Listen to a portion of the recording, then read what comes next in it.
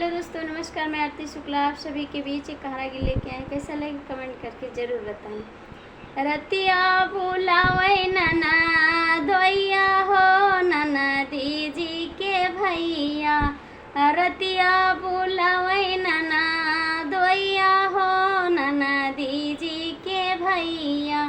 गैला बजरिया सड़िया लयावई, गैले बजरिया सड़िया लयावई। रतिया में हमें पहिनावई हो नना दीजी के भैया।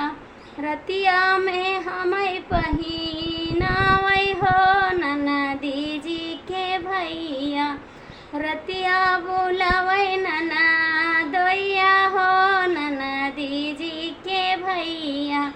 गैला बजरिया चुड़िला लयावई, गैले बजरिया चुड़िला लयावई।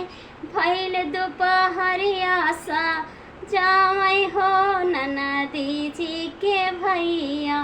भैल दोपहरिया सा जावई हो नना दीजी के भैया।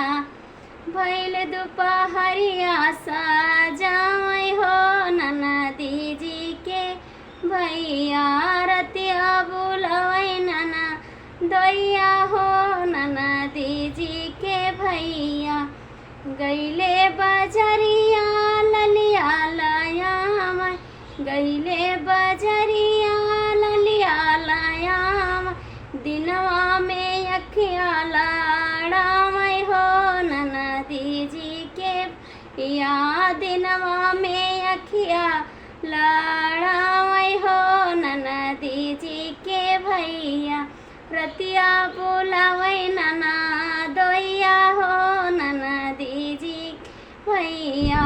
रतिया बुलावई नना दोइया हो नना दीजी के भैया।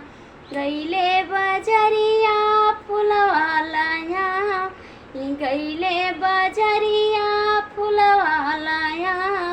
भोर पछे लहरा सा जामई हो नना दीजी के भैया।